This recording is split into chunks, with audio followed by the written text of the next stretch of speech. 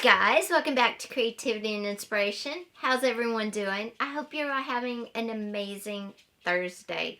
It's almost Friday. It's almost the weekend. Woohoo, woohoo. So if you're new, welcome. I am so happy you found us. And if you've been here a while, you know you're very special. Today, I'm going to share some of my favorite art books. And then I'm going to show you how I take inspiration from them. Because I know a lot of artists share their favorite books, but they don't really show you how or why they inspire them. So I'm going to do both for you today. Excuse me. And I'm going to flip the camera around to an angle that it's on a door. No. And to show you these books, we're going to go up to our little overhead camera. That way you don't have all the noise behind me.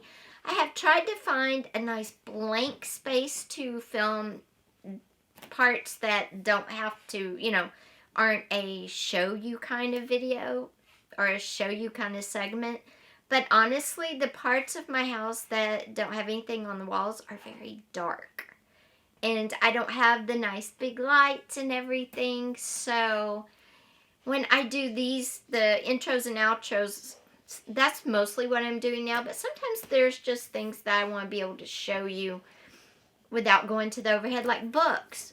But there's just so much noise behind me that I think it'll just be easier if I go to the overhead for you guys and show you my favorite art books that inspire me almost daily. So let's just jump into this video because it's a really good one. And then, like I said, I'm going to do something in one of my sketchbooks to show you how I take away that inspiration and what I do with it. Okay, my lovelies. First, we're going to start with books that inspire me visually, that I just look at them and all of a sudden I want to go jump in and create. And the first one is this bird book. And it doesn't have to be the birds of Texas. It could be any bird book out there. I love birds.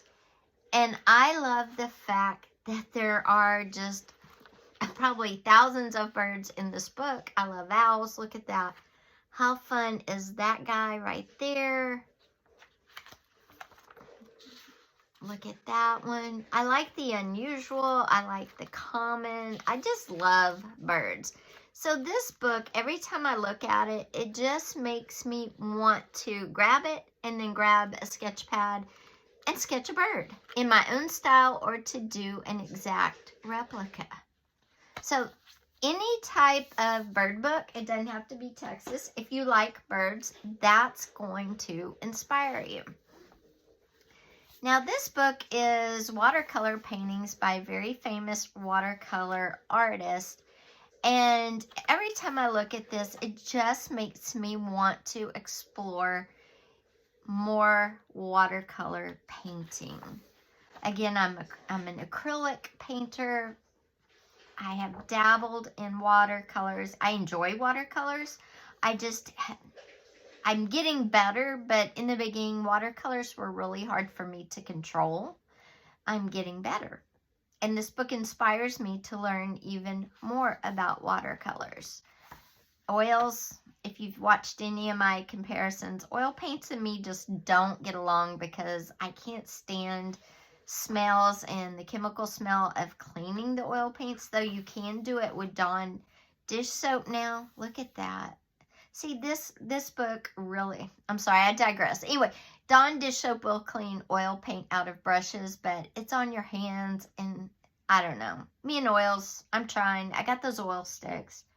But this book is all about watercolor. It is Charles Reed, and I just love his watercolors. I mean, look at that.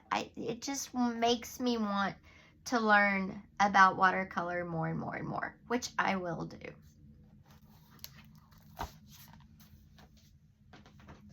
Now, another book I got for Christmas that I just love are these scientific drawings. And this book all about, again, plants. And it has the roots. It has the bulbs, the plant. I just love these. Again, if you like plants or something, these are weeds. I mean, if you like something like this, then science-y books are really great. But this one, again, inspires me. It makes me want to grab a sketch pad and just start drawing either my own style or, you know, trying to do one duplicate. Though I can't duplicate anything because I've been told I have a very unique painting style, and I am not one that can copy other artists because I just do my thing. But look, wild onions there. I just love this book. Any type of science drawings. If you like mushrooms, you know, there's mushroom science drawings. You can look online and see different types of science drawings. And then this book is all about John Audubon's art. He drew all of these. And I mean, look, there's birds in here. Just beautiful paintings.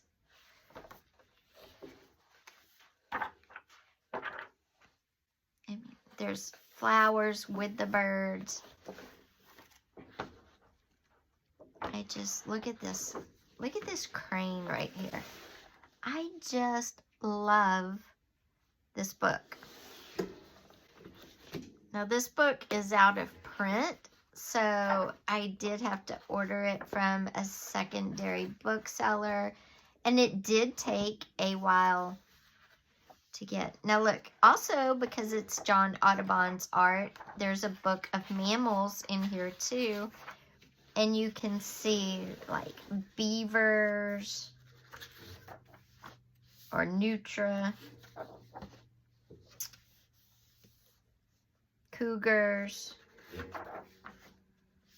a monkey. So you can see this is very inspiring art as well. And I just love this book. And all these books I'll list down below the names of. The Complete Birds and Mammals, John James Audubon. So this is a great book too. Now these are the ones that inspire me visually.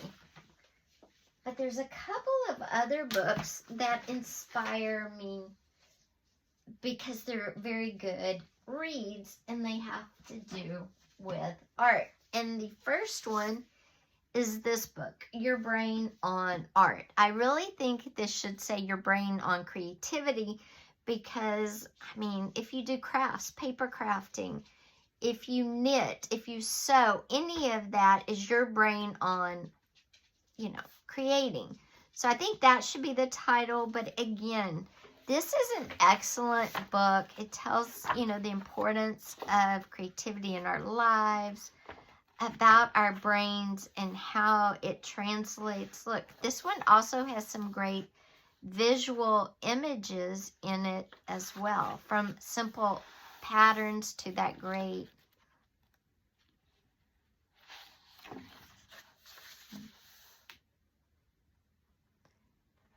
And it talks about how important art is in everyday life. How you create community through art, how you express yourself.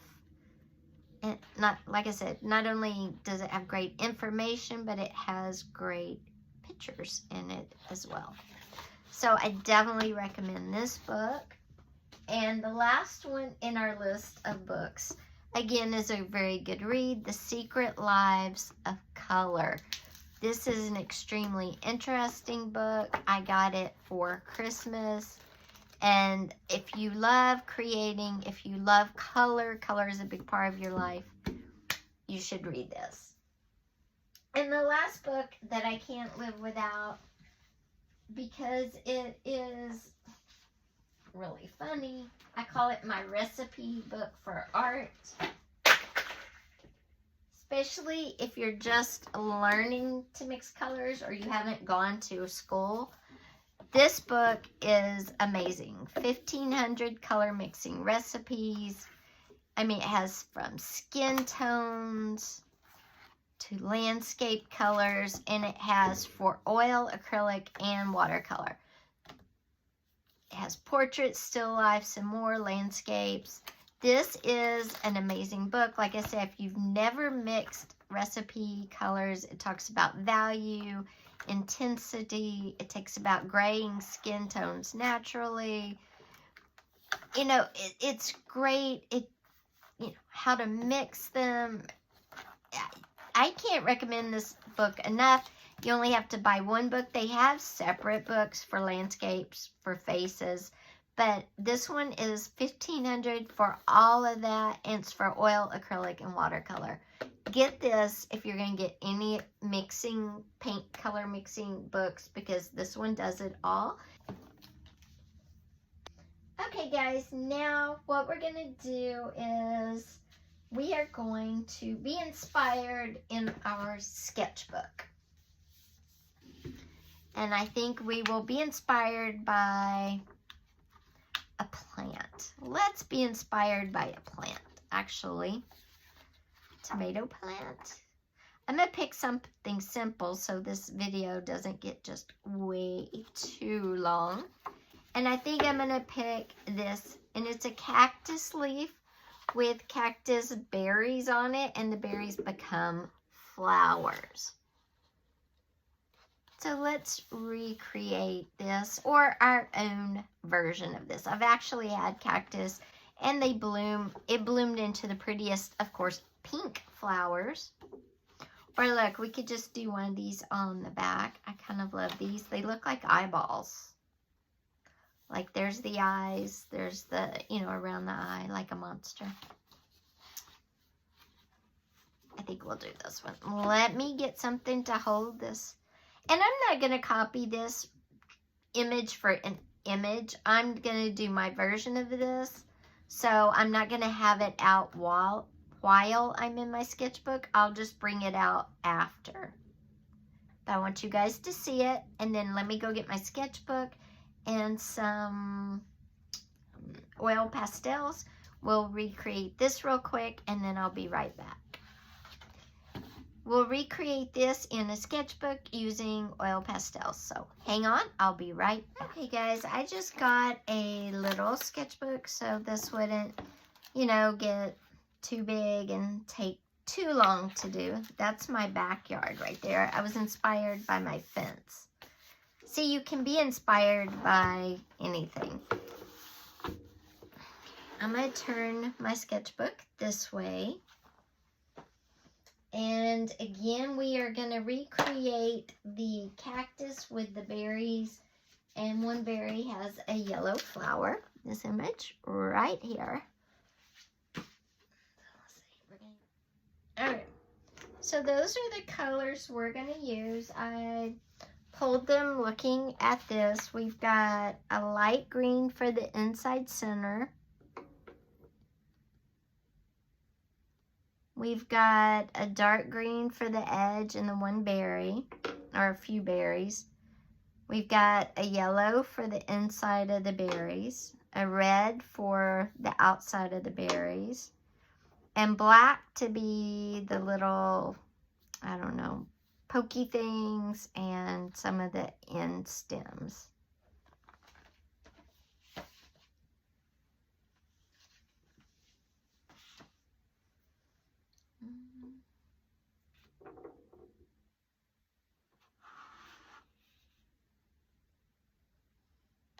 And the shape of a cactus is kind of a paddle.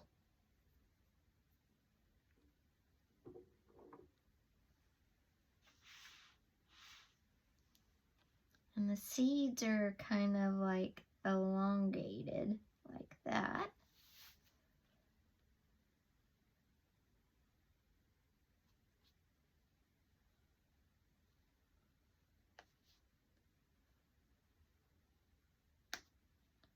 This is more orange. It says scarlet, but looks orange to me, but that's okay. We'll go with it. Some of these are red. And some of these are yellow and red. And again, I'm going to do this kind of quickly just because I want you to, see it, but not have to watch a long video.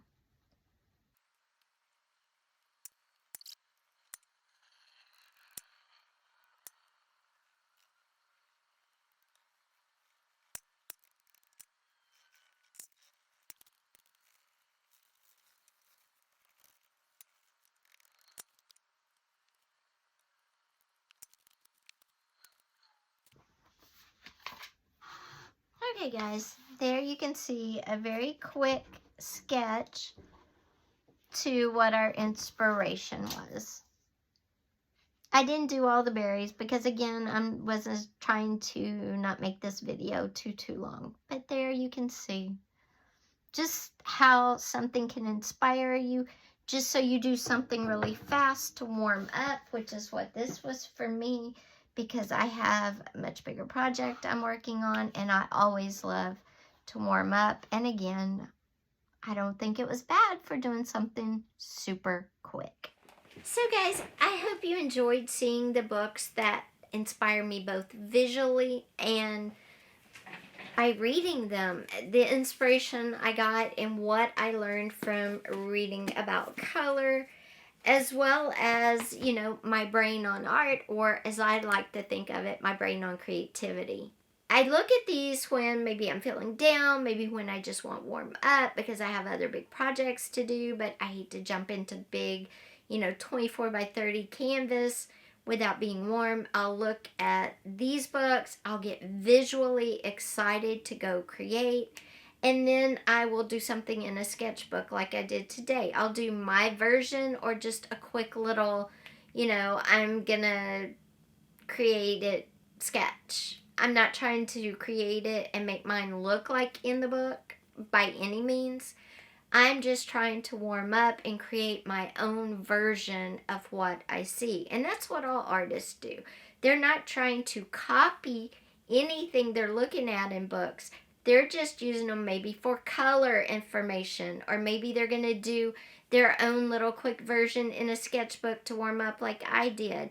Maybe they're looking for value information, how light or dark, and playing with those features like the value, how light or dark something is. The colors, maybe they don't normally work in colors, and that's a way for them to practice. Maybe they're working size-wise. Maybe they don't do small, work in a small sketchbook. So they're going to do an image from one of the books that visually inspires them to work in a small scale, to learn how to do it. So there's all different types of reasons why artists look at books for inspiration. Sometimes you're just plain stuck. You want to get unstuck. And again, that's the best way. I broke it down for you by saying I get visually inspired by these books and mentally inspired by these books. Of course, it's all mental, but for the books that are just images, obviously I'm looking for visual stimulation to get I'm looking for inspiration that visually excites my brain, that wants me to go create. I hope you like the books that I shared also, where I actually read them and got something mentally from them. Anyway guys, I hope you liked this video. If you did, give it a thumbs up. Also, leave me a comment down below. Do you use a sketchbook to warm up? Or what do you put in your sketchbooks? Is that where you create? Or do you like to create with paper, sewing, knitting, all of that? How do you warm up for your particular crafting creations? Anyway, thanks for being here. Love you guys. Excited there's so many new subs, and I hope we get to 1,000 by the end of January. If we don't, you know what? We'll get there by the end of February. See you then, guys. I'll see you on Friday, guys, where we're going to alter some coin wrappers. See you then. Bye-bye.